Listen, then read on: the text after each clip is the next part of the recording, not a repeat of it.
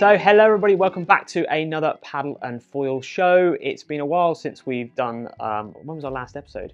Was that in the middle of February? It was a long time. Really apologise. We've had a lot of stuff going on. It's been great, really busy, and we will speak about some of that stuff in this video. The Paddle and Foil show is where we highlight some of the industry news, some of the stuff that we've been coming across over the last few months. We're going to highlight some of the best Ask the Experts questions that we've got through our Supboarder Pro channel, answering things about getting people on the right kit or a certain technique. And we're also just going to be reflecting on the industry in general and having a bit of a rant. And we could have a little sing-song if you want. And this boy band thing, not really sure it works, but I think Bo should be in the middle for that. Lead singer? Lead singer. So yeah, generally a bit of information, and we are going to cover obviously foiling, winging, supping, just everything that we do at Supboarder. So let's start off with the industry news first, probably looking at some new technology and composites. Will, do you want to lead on that one? Yeah, it's been really interesting over the last couple of months learning about seeing these trends of how brands are starting to think a little bit outside the box in the way they manufacture things. And I think it's really encouraging. So a little bit less dependent on the Far East, bringing production more local. So, you know, big part of the foiling and the winging market and the SUP market is in Europe. So manufacturing those products in Europe makes a lot of sense. You're seeing brands like Appletree bringing production to Portugal and managing to do it in a really successful way, and it looks like that's a sustainable business model. Then there's other companies like AFS, which is based in France. They're manufacturing some of their things in I think Tunisia, but also some of them locally in France. So much shorter lead times, much less shipping, you know, and some are arguing better quality. That sounds great. I mean, lead times straight away, so I'm interested in that. Yeah, because we see some really horrific lead times, don't we, for equipment? And with particularly, I think with the pace that foiling is developing, that really you can if you've got a short lead time, you've got some really massive benefits. You've got a 5-month lead time. The industry's moved on already, especially in the foiling. But we did actually sort of talk about this, wanting this to happen about, was it a year and a half ago, 2 years ago? How maybe because the surf industry. You know a lot about the surf industry, Bo. So all their boards are all produced kind of licensed manufacturing, isn't it? Yeah, that's what we were talking about. Yeah, like you said. So it'd be nice if that all goes towards down that route. But it definitely takes some innovators and leaders to try and push in that direction. So it's good to see those brands doing that. Does that up the prices at all, manufacturing in Europe? I think that they managed to kind of achieve the same kind of pricing because I think where they lose out in areas, they can gain in other areas. You know, lower shipping costs, I imagine. But also I think we're starting to see a slightly different approach to the manufacturing techniques as well, which I know in foiling, like a stiff board is always going to be really, really great. Higher and stiffness generally goes hand in hand with better quality, which is great for more environmentally sustainable products. So I think we're seeing perhaps a little bit more of that. Whereas perhaps when you're based out in the Far East with your manufacturing in the Far East and your brand in Europe or the Americas, it's harder to create that connection between the factory and the brand. Whereas if it's a bit more close together, I think they're starting to see, I think, some progress. Really encouraging. I was really excited to hear about it. Yeah, it's a great move. Hopefully it keeps on moving in that direction. Hopefully even with big stuff like inflatable paddleboards and stuff, it would be great if it managed to. There's some really interesting stuff as well called Brainchild, and that's a business that's based in Europe, and it's trying to really shake up the way that sails, kites, wings are made, really throwing the existing model of relying on the factories in Asia, completely throwing that on its head, but also completely changing the way that we approach how those products are manufactured in terms of colours and printing, and completely different. Some really interesting stuff, and maybe we'll put some links to some interesting podcasts in the description. Yeah, and I've just got a new board. It's in the background. I'm very happy with it. Starboard Pro. No pimp to Starboard. Bought it. It's just nice, very nice board. But I had one complaint. Is obviously the lead time. It takes quite long. I'm not going to say how long that board took to get here. Anyway, it's a year newer than the one I ordered. But one of my queries was, I was chatting to Bo about it, is that comes as a quad or a thruster, so a 5-fin box. But I don't really ride quads. It'd be great if I could specify them at factory to just go, I just want a thruster. Get rid of the box. You know, I know that obviously resale and that sort of stuff, but that, I suppose, if you're close to a factory, you could almost, well, not closer to a factory, but maybe have that sort of connection even at factory source. That'd be great to be able to do that. Yeah, it wouldn't would be great. I know Ruben's got a big thing about having holes in the bottom of his board. But I think even, you know, I've got a bit of a rant as well with Starboard because, Oh dear. well, a little bit of a rant. Yeah. They come with 5 fin boxes, but they'll only supply 3 fins or a quad fin. So you don't get the option of using all the 5 fin boxes at all. So Yeah. I think for your one, you got just a I just 2 got plus a 1. setup. Yeah, exactly. So if you wanted to use the quad, you know, some people don't have a, you know, massive fin collection. Yeah. So if you only use the fins that come with the board, then it's hard to really try. So I think supplying the board with all those fins, Yeah. might be a good option. Obviously, it's a cost thing and stuff, but I think or blanking plates. I know that I'm And going to Fnatic shout out always came Fnatic. with, Fnatic always Yeah. came with blanking plates. Fnatic, Really good, yeah. In fact, I've got a lot of Fnatic blanking plates in my other boards. I'll have those. Put them in there. But yeah, it's that sort of stuff. But it'd be nice for factories if you could really sort of tailor it a little bit more, even though it is a production board. But if they're making it for you, could you not say, oh? But obviously, I can see that's going to have some constraints with the factories, the workers and stuff. But Yeah, I think it's generally a really good positive move that potentially more localized production gives those options. I don't know if you see in the surf market more ability to customize licensed shapes, like specifying the fin boxes you want in them, because I imagine when you've got builders, you've got that ability. I think I definitely more control, more ability for flexibility. And I think we're probably all going to be looking for that now. You know, you get you order it's a bit like buying a car, isn't it? You order your board and you specify. Well, you wait longer. exactly. In fact, you could get a car quicker, probably. Yeah. We did an inflatable surf test 6 months ago now. God, it was a while ago. Anyway, really good surf test. It's on Supboarder Pro. Me and Bogut, loads of boards head to head. A lot of fun. And if you're buying an iSup, you need to just sign up and subscribe to that. No, a bit of a pimp, but it'll save you a lot of headaches and head scratching. Anyway, a lot of people have bought boards off of that, and Starboard have released a new inflatable surf sup.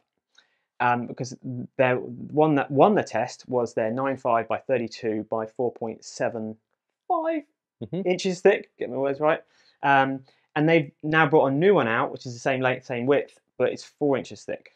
Wow. Because my only negative on that one is for me at a lighter rider, 75 kg, it was a bit too thick. You loved it being over 80 kg below. Definitely not. So they've brought a new one out halfway through the season. They still got that current 9.5 at the moment, the older one. Sorry, not the older one, the 4.75 inch thick one. So now there's 3 inflatable surf sups at the moment in the Starboard range. Okay. An 8.7 wedge. It'd be really interesting to know how that performs and if it could be a test winner because of how much that thickness. It'd be great for those two boards head to head. And the reason it's really exciting is because Starboard are putting energy, time, and effort into making an inflatable surf sup. And I do think, they're not as good as composite boards, but they're a hell of a laugh. We had such fun riding them. And they are going to get you on the water and get you travelling and stuff. So it's good to see that they're definitely a place for them. Yes. So if you're lighter, the 75, 80 kg, there's that board coming out. I don't even think it's out yet in shops and stuff, but definitely sort of have it on your radar. Yeah. It's they're replacing that 4.75. They're getting rid of it. Actually, that is the slight. Yeah, that is the slight one. They are actually going to replace that 4.75. Okay. So this new one it's 4 inches thick, as I said, but it's got the new parabolic rails and the double chambers moved slightly further back. There's a few other little changes. So I'm hoping and guessing that is going to be as stiff compared to the 4.75. Right. But and also I'm thinking, is it really going to serve people at 95 kg? That's the other thing as well. In weight. Yeah, it might change who's going to ride it. Who's going to ride it? And actually, if you look at the range now, bit of an interesting one. If they've got an 8.7 by 32 inches and a 9.5 by 32 inches, and the new range would be both at the same thicknesses, they're quite close. I thought it would be an 8.7 by, they're going to hate it now, an 8.7 by 30, Make a 31, and then a 9.5 by 32. Bit of a difference in the two. What's your news, Bo? My news? Yeah. I don't know if I have much industry news. He's been doing a lot of, he's been getting, we're waiting for this, what we're waiting for. That's, exactly. Bo's like, he's like a horse at the gate that is waiting for the Well, I haven't surfed for months. This is probably the nicest board rack in probably the world of a quiver killer potential sizes. You know, your what's the size spec for this test we're doing both? There you go. Between 7-8 to 8 feet in length, 28 to 30 inches in width, and between 105 and 115 liters. Yeah, that's the The specification. Quiver Killer test. One board that hopefully will do it all. Yeah, that's it. We've got a lot of boards that could definitely do it all there. I Do mean, you know them off the top of your head, Bo? what sizes and No, just the boards. Yeah, let's go. Yeah. Sonova, Lurkin. Yeah, go. Yeah. Sonova Placid. We've got the Loco Guppy, Infinity Beeline. No, it's the R and B, the round nose Bit of blur. beeline. Yep.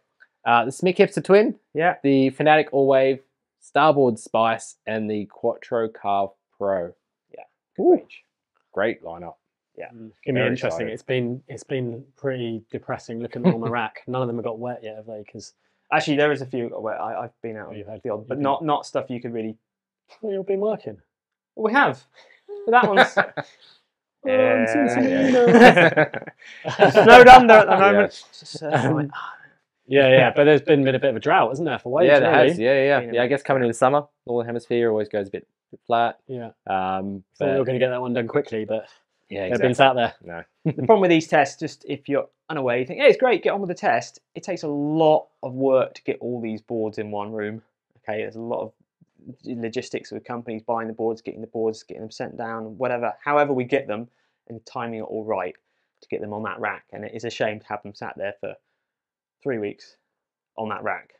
So if you sent us a board or helped us get down a board, thank you very much. We really appreciate you working with us to get this done. Just bear with us. Hopefully the wind and surf gods will deliver. fun. Other interesting news and stuff to chat about? It's pretty fair to shout about what Blue U has been doing. We talked about him Yeah. in the last Paddle and Foil show.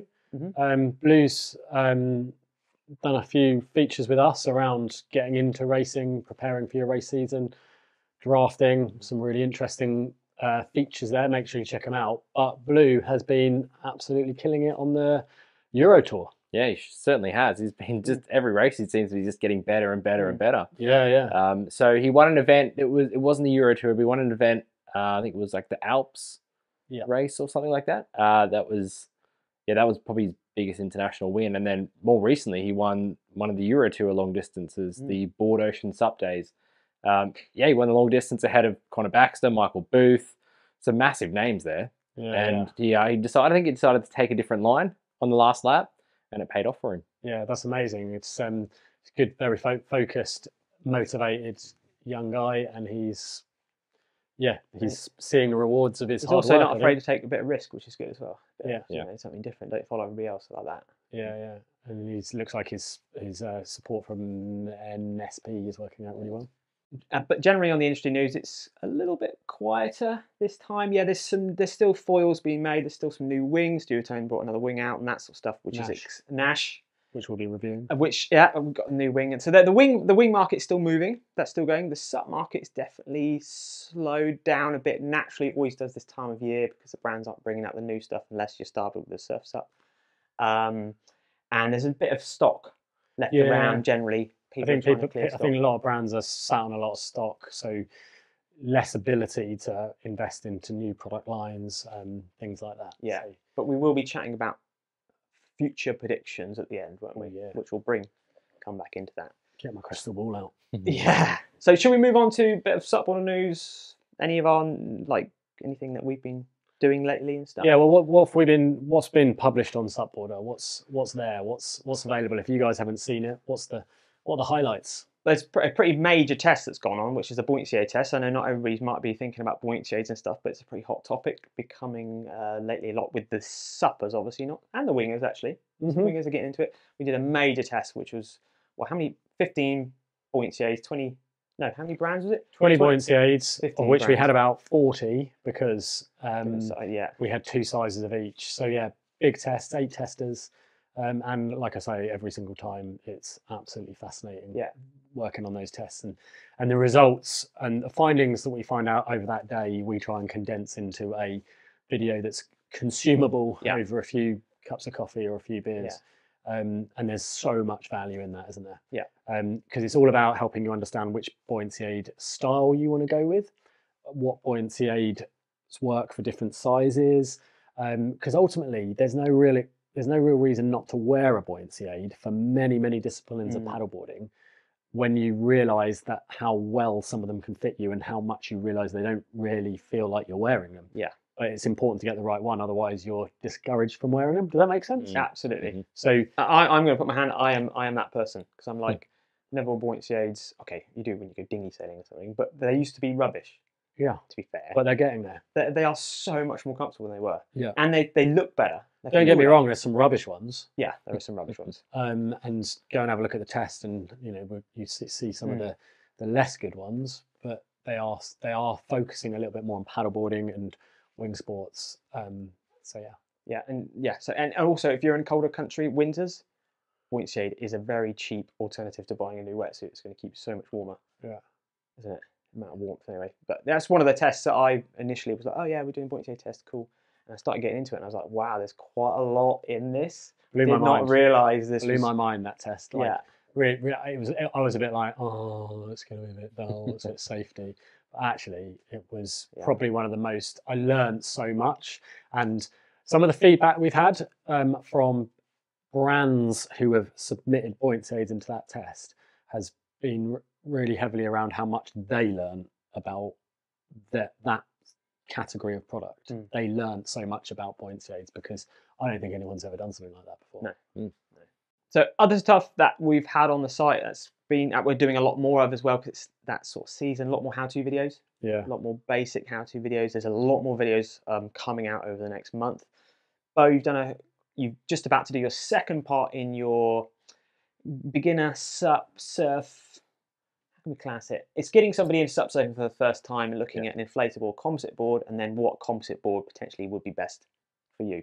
Yeah, it's a very interesting video. I found it quite interesting just getting my head into that and understanding what the pros and cons are between both of them. Obviously, surfing an inflatable sup is really fun, but there's only a certain limit to the progression you can really get to. So jumping on a hard board is just going to excel your progression so much quicker. You'll be able to, you just get the feedback you get from a hard board. It's going to turn a lot faster. Where you stand on the board, it's going to give you, that feedback to how it's going to turn. It's just, miles better. And then in the next video, we look at exactly what boards are on the market for beginner sup surfers and what boards you should be looking at. And we look at different boards based on different weight ranges as well. So tons of information in that video. There's one thing, there's lots of things that got me on that first video. One, you watched that one yet, Will? No, I haven't watched that one. Bo talks about how when you move your back foot or your front foot on a hard board and you place it on the rail and you turn, it obviously moves. You do it with an inflatable, it's slightly different every time with an inflatable. With a hard board, it's there, it's responsive, it reacts the same way every single time. And that actually summarizes an inflatable surfing for me.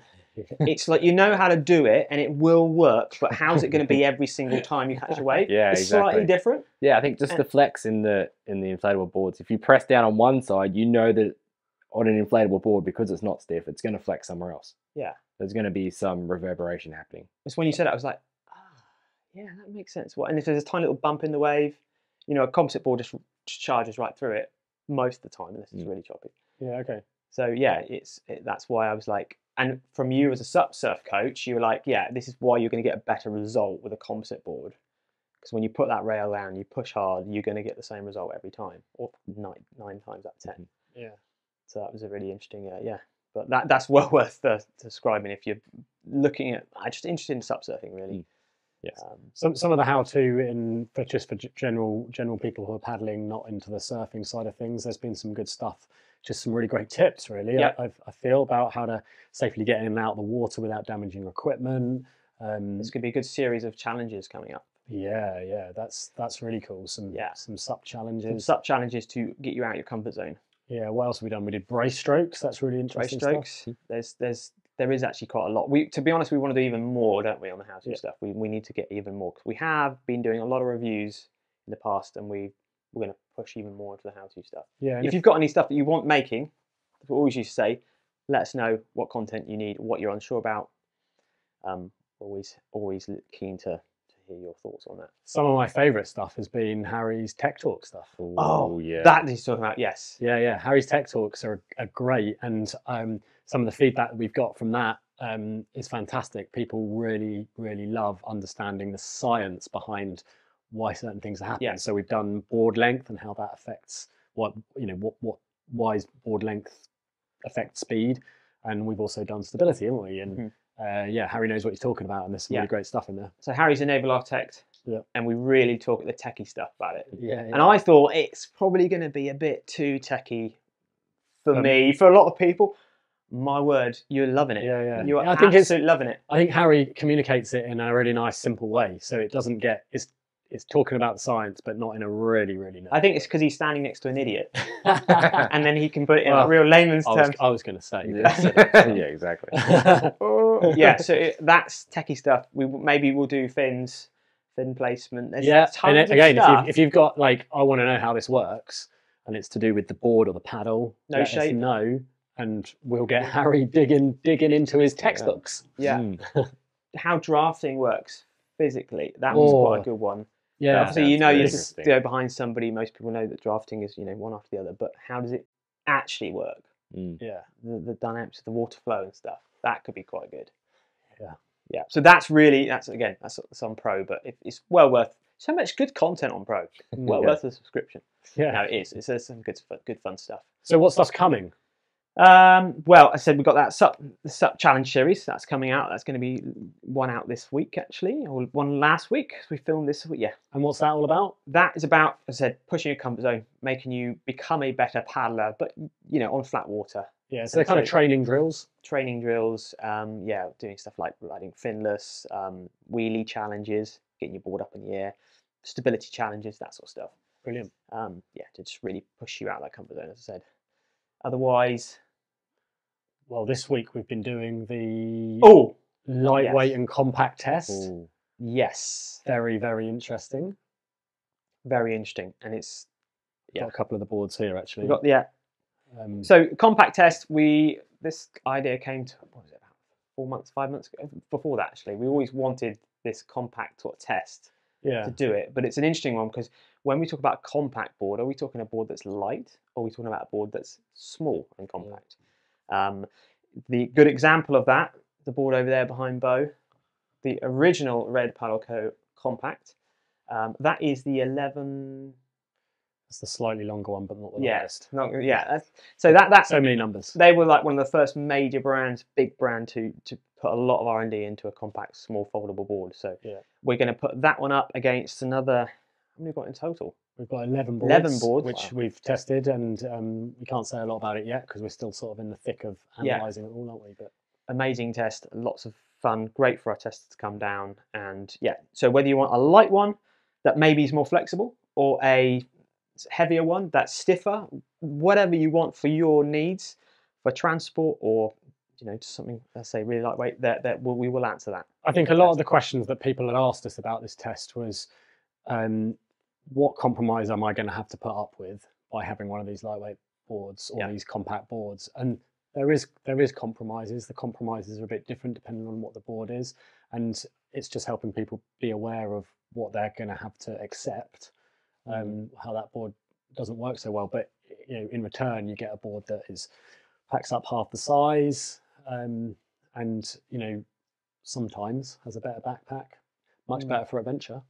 I think it's another great test because it's like a new type of test. Surf tests we've done before, race board tests we've done before. We know the layout. With this, it's been like, okay, how do we do this? A bit like the buoyancy test. It's like it's more of an informational guide, and then it becomes a test as well. And a lot more focus on the whole package, like the bag, the way the pump works. The pump's all a bit different. So like not just about the board, it's about that whole package and the whole journey you make with the board, which is pretty interesting. Yeah, it's a huge amount of work. Don't think. Yeah. Don't underestimate how much these tests are. It's not just us writing a few notes and just putting a picture out. We're not just a print publication. We're a video publication. We've got to make all this stuff. It's like printers will hate us for saying that, but there's a lot of work in it. A lot of work, and that's why we need our testers to help with that. There's another test toward the end of July, I hear. There's a Whitewater. Oh yeah, this is a really exciting one to get going because Whitewater's really getting some momentum now. Beth Kirby up in Nottingham in the UK is doing some really amazing stuff. She's got so much energy and passion for whitewater paddling, and we've been working with her. She's willing to take on running a head-to-head test, which is, as we just said, is a pretty massive undertaking. We're going to help her with that. We've got a bunch of boards lined up to be in that test.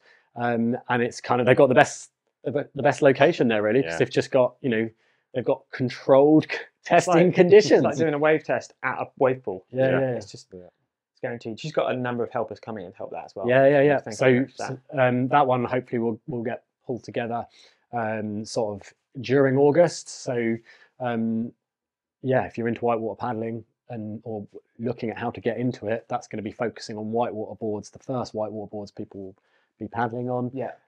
So going to be a really good piece that should be interesting to a lot of people who fancy getting on moving water. Yeah, and Beth has actually just done or is doing right now, today, right if now. you're watching it on the Saturday this video is out, an event up there with whitewater paddling, racing down Whitewater River. There's a lot of really great stuff going on. So we'll bring out some highlights of that, no doubt, on the site. But Holm Pier Pond Sup Festival. Sup Festival. Right, before we do our Ask the Expert questions and showing some of the questions we've been answering last month, I want to have a little bit of a show you something. I want to show you something, Bo. Ooh. This is about foilers surfing etiquette. Are you going to give me a hard time? No, it might not be a hard time, but I'll put the video up on the screen as well. You can see this. I want Bo to watch this video here. Nice wave. Nice wave. So this Pumping. is Where's Will. this at? He's just been testing this. This is a while ago actually. Yeah, This is Fanatic foil stuff. I'm out sup surfing after I've been filming him. I've just put the camera on the beach. So he's had a nice wave, Oh, and then right, he's You pumped back missed out. it. You missed No, it. he's pumped it out. I was like, I would have pulled off that. so yeah, okay. That's a very common sight. Okay, but then when the third wave comes around, I'm like, You're going to catch this one or what? I'm like, really? Are you really gonna? And then he obviously does do that. Now I that's fine because I know him and there's only others there. But my question is for everybody out there: Who where does it stop? Yeah, where does this stop? I've seen a lot of videos recently of some very good foilers, and that's exactly what they do. They just keep going, but Because you can always there's keep people going. on the wave. You can There's keep going always people on the perpetually, wave. I think, when you're that good. Yeah. But they are dropping in on surfers already they're on the wave. further but they're ahead, further on the show. Yeah. But it's You very could have often, kept riding that. I could have kept riding that, and basically I did. I went and smashed Ariel inside, but no, it's if you know that person, it's different. It's a little bit light. But if you don't, and there was a foil on the wave, it's very intimidating, especially if you're lying down paddling in prone. It's like, oh my god, there's a freaking razor blade in front of my face. So just word of caution, wording. Have a little bit of respect, foilers. Not looking at Will because it didn't really matter, but. Yeah, I think if it wasn't you, I would be more not cautious. And also, because you're doing it on a sup, right? If you do that on a sup and you're foiling, you've got two of the most annoying things. The true surfers, they would say, I'm not foiling, and you're definitely not sup surf, and I'm definitely not sup foiling. And then I got dropped in on a sup surf foiler. I would say though that there's not really much need for you to be sup surf foiling at a wave where people are going to be surfing, prone surfing, or even sup surfing. Yeah. So generally, I always look for spots that there's no one at. So because you can on a foil. Yeah. And you need particularly unless you're really advanced, you don't need hardcore waves. No, it might get to the point where foils in the future are getting so much you can just get right in the pocket and bust. I know the top guys are like busting airs and coming back on the face and stuff, but like you said, most of the time you just need a bump, a bit of crumbling white water, and you're fine. I guess the on the flip side, you probably had the next 10, 15, 30 waves because I was still recovering. Yeah, I do know that. He comes back out, and on the third wave, I'm like, he's knackered. He's done. He's a 200-meter sprinter. He's got nothing else in him. Yeah. But I do know that as these foils get more efficient, and as maybe our fitness gets more tuned for it, it's going to get worse and worse and worse. Yeah. And there's a lot of people out there going, "Oh yeah," like busy breaks. I can imagine. It can become a problem. So it is states and stuff. Keep an eye on. Yeah, have a bit of respect for everybody. Anyway, should we move on with some of the questions we've got? That we've been answering from some people.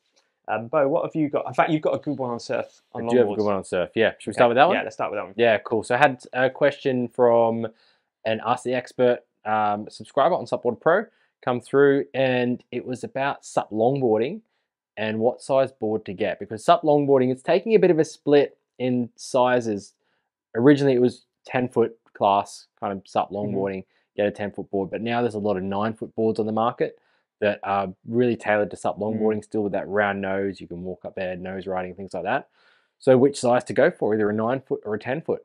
It's quite a good question, I think, and something that I guess you need to think about storage and transport and all that kind of stuff as well. But also how you want to surf, I think, is the biggest question you need to ask yourself. How do you want to ride the board? Do you want to surf it more radical, or do you want it to, paddle fast, catch waves easy, and just walk the board and cruise along kind of thing? Because I find a 10-foot board, it feels too big. But I don't know if that's because I'm just not really used to long boards, or whether it's because I'm a smaller rider. Probably a bit of both. Probably a bit of both. Probably a bit of both. And the longer it is, the harder it is to surf. Yes. But probably I could learn to surf it, but it just feels a little bit out of my comfort zone. Yeah, I agree. Yeah, for sure. Go 9.6. I actually have got a 9.6. There you go. Yeah. But for a lot of SUP longboard events, 10-foot is the minimum. So if you are thinking of entering that, obviously a 10-foot board is the way to go. But for me personally, I feel like you get more because you got to paddle. You can use it to turn the board a lot easier and a bit quicker. You can really lean on it and use it to turn. I find that a 10-foot board is very much that longboard style. So if you want to cruise, walk the board, get to the nose, do some smooth turns, that's great. I'd prefer to do that. But then if you wanted to drop down onto a 9-foot, I'd highly recommend lighter weight riders, women getting into SUP longboarding, to go for that 9-foot option. So much easier to turn, like you're saying, and you can still nose ride it as well. But then again, for me personally, because I like to surf a bit more radical, if I'm dropping down and I'm thinking it's a longboard shape 9-foot, I want to go vertical on it, but they don't really allow for that. So it's like a mindset as well. So you're saying that when you ride your pro longboard, because you're very handy at that as well, and that's what length? The 9-foot? I've got a 9.6. That's a 9.6. Yeah, it's like a log. It's very single fin, quite wide, cruisy. And so the equivalent wouldn't be a 9.6 in a SUP; it would be a 10-foot. It'd be 10-foot. Definitely is that 10-foot. Yeah. But then you get down on the 9-foot, you feel like it's almost, because a lot of like these boards, these are only a foot off a longboard shape. Yeah, not true. longboard shape, but longboard length. Yeah. So yeah, okay. Yeah, but I think it's just how you want to surf it. If you want to be able to turn it easy, go for the smaller one. So like is a 9-foot board is a performance longboard, is more performance longboarding sometimes if the shape permits it. A 10-footer is more of a log cruisy type stuff. But you can still throw it around. Throwing it around, Yeah. A lot of it comes down to the shape, I guess. Yes, exactly. Like you let's look at the SMIC hipster longboard versus say the Loco logger. Yeah. So the two completely different boards, same length. One turns super easy, the other one doesn't, but then the logger nose rides way better than the SMIC. So Interesting. there's a lot of trade-offs between different boards. Have you got any question? What question would you like to highlight? Yeah, I had a nice question from Sammy, who is in Finland. Yeah. And the question's about, can you use a board that is maybe designed for flat water on open water, open ocean board? I think it's the Gulf of Finland or something, so it's not really open ocean, but it's choppy water, and you get the same type of conditions. And I thought it was quite interesting because if it's saying it's a flat water board, you think I can only use it on flat water, but that's not always the case. You can use it on choppy water. Often they're just a little bit more technical to ride because the benefits that you get from extra speed, flat water boards might be low rockered, it might be narrower, and their design and their shape, particularly composite boards, is more focused around speed.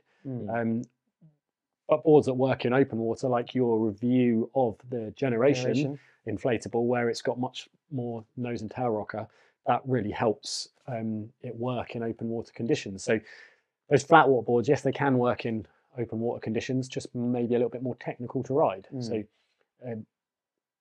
generally, I think in Finland it was calm conditions, but now and again the wind can blow up, and Sammy didn't want to be in a board that wasn't going to, was going to suddenly become impossible to use. It won't become impossible to use; it will just become a bit more technical to ride. It's that compromise. A bit more footwork, it's always the compromise. It just doesn't, flat water board. It's sort of relating that even to having a surf SUP that you can use. Well, like the Go, going back to a lot of Starboard stuff here, but the Starboard Go, that's a surf sup, but you can flat water paddle it, can't you? So it's taken out of that. Well, there was a YouTube comment recently actually on about the Fanatic B. Like I think it's 8 foot, is it? Yeah, there's a 7 and an 8, isn't there? Yeah, maybe the 8 foot. They're like, I really want to buy this because I really want to get into foiling and sup surfing, but I also want to flat water paddle. Can I flat water paddle it? Like, you can flat water paddle it. You won't get very far. I mean, I used to go sup fishing on a 711. I remember Yeah, yeah. I used to flat water paddle on a 9 foot board. Yeah, wouldn't even think about that now. That's because we've got a whole quiver of two containers worth of boards with such knobs. But no, of course you can. Yeah, of course. It's just a compromise of what's the best for your and how much. I think it's always percentaging your thing. I did it in the generation. Always percentage how much you're going to be doing a certain aspect of whatever sport it is, and then buy the product for the higher percentages, and then the others. So if your majority are going to be paddling on flat water like Sammy, go for a flat water board, but you'll still better use that if the wind gets up or blows up on a particular day. Do you think it might get to a point, say you're on the flat water board in choppy conditions, where your ability kind of comes into play a little bit, because maybe you won't have the footwork. It might be a really great tool to be able to learn how to do the footwork, but in those situations it might become, I wouldn't say unsafe, but it could become challenging and frustrating as well. I think so. You've got to be make sure that I think you can ride that board in more challenging conditions. So perhaps go out in a controlled conditions on a windy day when you know you're not going to get in trouble. You've got some mates around you and things like that. But I think ultimately it's all about learning. I think what I actually highlighted to Sammy was your video on nose shapes, bottom of nose shapes, and that was really helpful. And it's just understanding why your board works the way it does is really key, because then you know what you're dealing with, like understanding how the technology works or the shape works for and against you will make you a better paddler. It's all about trying it and asking us if you're unsure. That's another way. One of the questions I had, it was a few questions actually. It's about, and it's actually quite a good time for me to answer it, getting kids into sup surfing. One question was around the boards, what sort of inflatable paddle boards could you look at and stuff, and I got back about you need boards with fins on the rails, not very thick, just to get them so that, just like sup surfing, just like when we go our sup surf test, so you can get enough traction going down the line. But then it also got me thinking about how you get your kids into sup surfing and how the best option and the best route to get your kids into sup surfing. And I think there's quite a few out there who are, especially in the summer, it's sort of time, Izzy, my daughter's now 9, she's getting into surfing and sup surfing, and how we go about that. And I just would have said that I think it's quite good if you do, and Bo, you might agree with me or disagree, you do surfing and sup surfing at the same time. Yes. So even if you've got a sup, only own a sup, let them paddle in prone, as in lying down without the paddle, get used to the waves, just slowly, softly, get them rolling over, jumping off the waves, having loads of fun. Don't just take them sup surfing, because they probably will. It's a lot to think, because I did it with Izzy. I got her up on that 7, she's been surfing that 7.5, which is massive, lying down. And then she can paddle, to a good level. So I say, hold my paddle, because I was out surf, so hold my paddle, and then there's waves, a lot to think about. So okay, back down surfing again, So then maybe I'll put her on the flat and teach her about paddling in with your feet and offset stance and stuff like that. So it's just slowly, I'll say in all the kids' videos, slowly does it. But I do think learning to surf as well as sup surf at the same time is the way to go. Yeah, if you can learn to surf first, if you can understand how the board moves, and the waves, you can get into position, it makes sup surfing so much easier. Because adding that paddle in, like with Izzy, it just throws everything out the window. Yeah. That you don't even think about what you've learnt surfing. You just kind of forget it all. Yeah. Like, what do I do with this paddle? Yeah. So I think even learning and practicing the skills on flat water. Yeah. As well. Step back turns. So transferring this away from the kid thing, if you're getting into sup surfing, do you think it's good to just lie down and just prone and catch a few waves and just see what it's like when the wave pushes you and all this sort of stuff? Because the board will be really, really buoyant, really easy to paddle into waves probably compared to a smaller surfboard. Yeah. Okay, so any other questions? I think you've got one, Will, actually, on that list I saw. Yeah, I had a nice one. It's quite interesting because it's relevant to a few reviews we're going to be doing in the coming weeks. It was a question about what shape of board or ice up would be best in choppy water. Okay. And it got me thinking about a lot of the riding I've been done, and I find personally that the nose kicks on what you see on a lot of ice ups don't really do a lot. And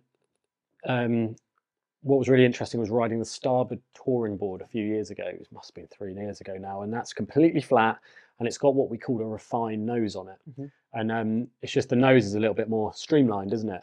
And actually, what you find is when you've got the weight of the rider on the board, as the chop hits the front, it kind of flexes and lifts the nose up anyway. And because it's a refined nose rather than a really flat fronted nose, it kind of, the water wraps around it. So actually, I think if you're going out in a lot of choppy water, you don't necessarily need a load of nose rocker or anything on your board. Good video that you did about refined noses and nose shapes on ice ups. That's worth a watch to understand that. But I think we'll probably start seeing more of those types of shapes going forward, because I think more factories are getting the ability to manufacture in that way, because it's a bit of a manufacturing. So it's like the opposite again to the Starboard Generation video, because that's got rocker. It hasn't got the nose kick you were talking about. That's like right at the end. You're talking about the little bit you see right at the end. Often you see a little kick up. So you're saying that basically just almost slows you down. It still goes through the wave. It shortens your waterline length, so if which means you go slower. But all that happens is you go slower, but I don't think it limits what you do. But if you just drop that rocker off and you have a normal manufactured rail which is very square, the water hits the front and stops the board. So you can't just get rid of the nose kick. You've got to change to a refined nose, and that refined nose just lets the water wrap around you, and then you don't need much rocker, because the board is always going to have some inherent flex in it. As the water comes underneath you, that also flexes the board, as well as your weight and your stroke bending the board. So I think a flat board can work pretty well. And I think the ultimate is when you start to see these nose cones that you see in the Sharks Up boards that you did a video on recently. Airline? The Airline, those nose cone style boards. There's one coming from STX, Performance Tourer, that we're going to be reviewing soon. Nose cones can work really well in choppy water. So we're looking forward to seeing the nose shapes into the future. Talking about the future, let's finish off the SUP and the paddle and foil show, get the words right, looking at the future of the industries. Because you've been, I suppose you've been speaking to a lot of brands lately, actually, haven't you? So you know what's sort of going on. Yeah, and I think what do you think is going to happen over the next 6 to 2 years? Well, I think in paddleboarding, we've seen a bit of a slowdown in developments and innovation, because paddleboards have been selling without really any effort. Definitely inflatable paddleboards as well. Paddleboards have just been off the shelves. But now it's hugely slowed down. There's a lot of stock sitting around. There's probably some great bargains to be had. But also, because they've been selling really well, there's no need to invest in developing the product if it's selling super, super well. Yes. But now I think the market is I think we're going to see a lot of brands disappearing. Altogether? Yeah, completely going. Because you've had a lot of pop-up brands. I think we're going to see a lot of those going, because people are going to realise that paddleboarding isn't as easy as maybe they think it is to make money out of. So we're going to see some more well-established brands. The well-established brands, the brands that have got great design teams, the brands that have got some depth within their brand. They're doing some good, good things outside of paddleboarding or community projects. I think those ones that we're going to see thrive. And I think to stand out product-wise, brands are going to have to innovate. They're going to have to do some different things. And so I think we're going to see. I think maybe not for next season, but for 2025, I think we're going to see some interesting innovations, some people driving the product forward in terms of getting that inflatable board closer to the performance of a hard board. So stiffness, rail shapes, nose shapes. That would be my prediction. Wow. That would be interesting. Yeah. Just because I think that they've got a bit of time and headspace now, because I think in the pandemic and when everything was really mad after the pandemic, it was all about, we've just got to get these orders out. We've got to get these orders out, and there's not enough time to actually focus on product. There's no need to. But now, I think people have to. And also, I think winging and foiling is taking a large amount of R&D time. A lot of these brands that do that, obviously. If they're just an inflatable paddle brand, they don't do foiling. They're not going to be worried about it. But yeah, and I think you'll start to see that you've got development teams where the paddleboard guys were the wing guys and the foil guys, but now they may be finding the time to resource it properly. So you've got wing teams and SUP teams to move things forward. Whereas before, it was probably just the same guys doing everything. And it's funny, again, looking at the foiling world market, because that's still been chonking away because nobody wants to get left behind. Like one brand brings out this, so another brand has got to counteract that, move and bring out that, and it's a bit of a fight to the bottom or the top, whichever way you want to look at it, to come up with. That's why there's so much new kit coming. That's why the surf industry is so nice. It's so long in the tooth. It's like there's some new stuff, but it's just slowly. The sub market's a bit in between the two. The foiling market is a bit, and some of the stuff is coming out. It's not. Doesn't need. We were chatting about this the other day. It doesn't need to actually be in the market. Like most people aren't at that level. Most people don't need it. Yeah, there's a lot of very high-end stuff, and people don't quite know what is too high-end for them. And what we talked about last time, you need the kit to make you rip, but actually sometimes you just need to be on the basic kit and learn to rip. Yeah. So I think the foiling definitely, it's focused a lot of the brands who do foiling as well. They've been pushing towards that, but I think they need to wake up. Maybe they will. The sub market's still big, and I think that definitely, like you said, the inflatable market, that is something where they're going to push towards. Yeah, I think we need to see some innovation in the inflatable market, because it's just the same old stuff, and I don't think we're even scratching the surface of what we can do with inflatable technology, really. There's one thing which we could have covered earlier, which I think we cover now if we can, around warranties around inflatable paddleboards particularly.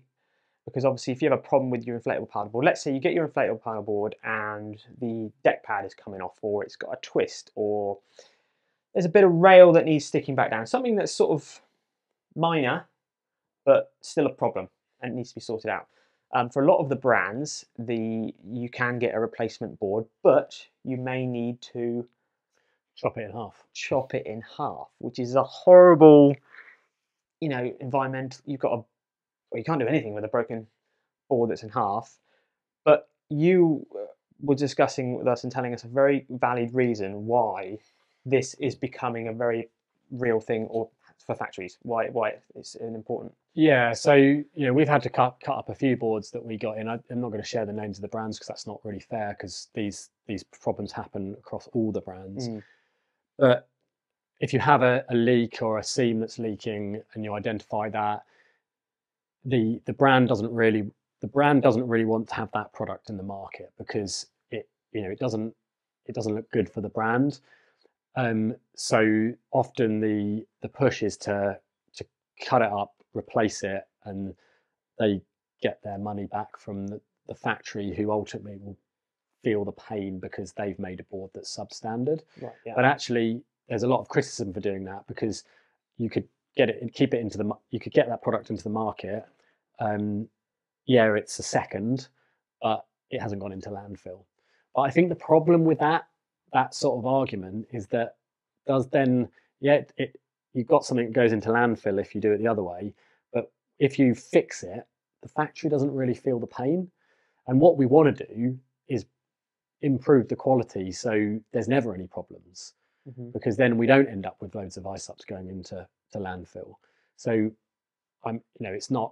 it's a relatively new concept in my head, but I think perhaps if the factory feels the crisis, feels the pain, feels it financially in their pocket, that they're having to, they've made a board, spent all the money on the materials, and they have to then fork out the money back to the brand, then maybe that's a better way of sorting the problem out. Yeah, it was just a different way of thinking. Way of thinking about it, because we generally have always been, and maybe we still are. We're open to either way. It's not. I'd love to hear your thoughts on this.